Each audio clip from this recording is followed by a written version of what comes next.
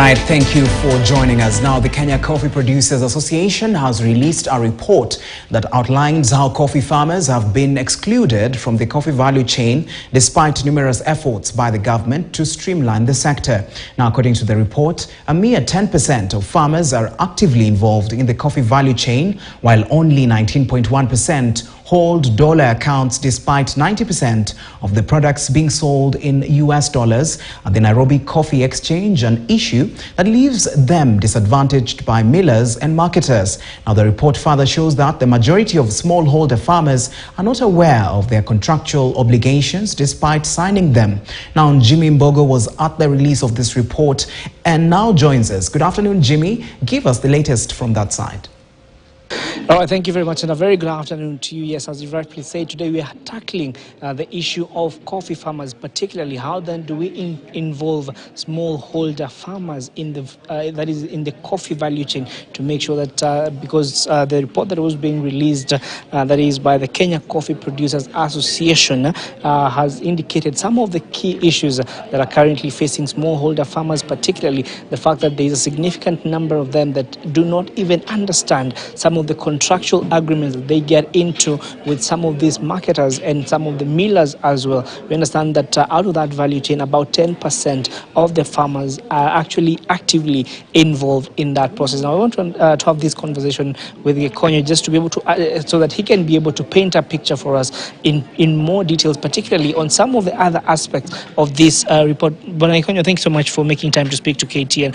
One of the things that has come out of this report is that the number of farmers that are currently actively involved in that coffee value chain is quite small. So from where you sit, even as you look at some of the findings in this report, how then do we incorporate and make sure that smallholder farmers are involved in a larger scale from what we're currently seeing? So from the findings of our report, we find that when we were engaging the farmers really did not even have ideas of how their coffee is processed, how their coffee is being marketed. And therefore what happened is that we want to embark on building the capacity of the farmers by making sure that the farmer has a lot of information, the farmer understands the information, and the farmer can be able to engage.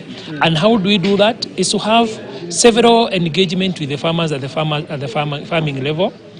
Like yesterday, I had a meeting with the farmers at Komodai, and those farmers were very excited to get some of this part of this information.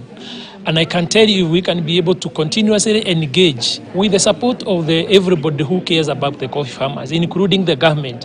We are likely to change the landscape, because when you empower the farmer, then they can be able to comfortably be able to engage in the value chain. All right, but Gekonyo, one of the things that particularly has been top of the news at the moment are some of the reforms that are being spearheaded by the Deputy President, particularly in this coffee sector. We've seen these reforms happen before. We saw a task force being formed by the former CS, that is Peter Munya. Nothing came out of that task force. Nothing came out of those reforms. So from where you sit, and I'm sure from some of the farmers that you speak to, their biggest issue is how am I going to benefit from some of these reports, yet already there seems to be so many middlemen in between that are minimizing their income. The government is keenly and more focused on bringing the best, the highest prices for the farmers.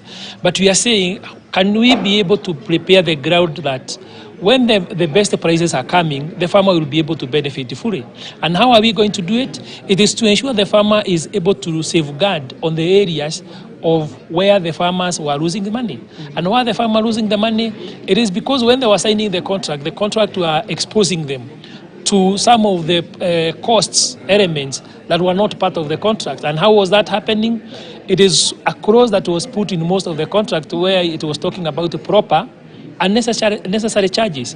It therefore means it gives room for the farmer to be levied or to be charged any levy that one of the particular service provider is having. Up to 90% of the Kenyan coffee is sold that is on the coffee exchange.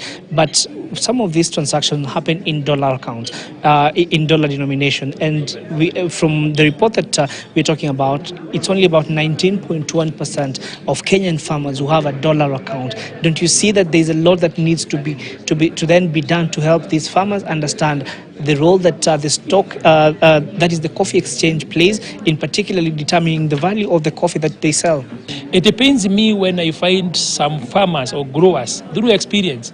Like one grower who we met in somewhere in Kisii, he had about $3,300 in his through the sales, and when the conversion was done, it was done by the service provider, then the marketer, and the exchange was done at 109 shillings against the dollar.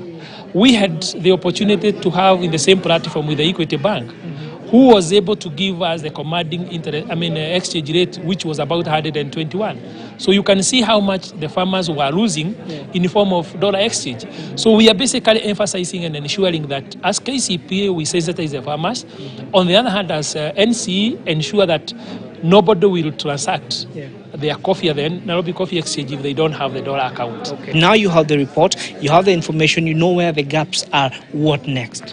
Now, what next is now to ensure we package ourselves and ensure that we build the capacity of the farmer. Of course, we'll be following that issue closely just to make sure that farmers then get to benefit from some of this coffee. And of course, you will remember that previously there was so many frustrations for farmers that some of them ended up uprooting that is their coffee trees. And of course, for the longest time, coffee has been one of the leading export products for the country. So we'll be following this story keenly just to make sure that we look at some of the benefits that then come to the farmer in the long run, and also some of the reforms and how they get to impact the farmers. But for now, back to you.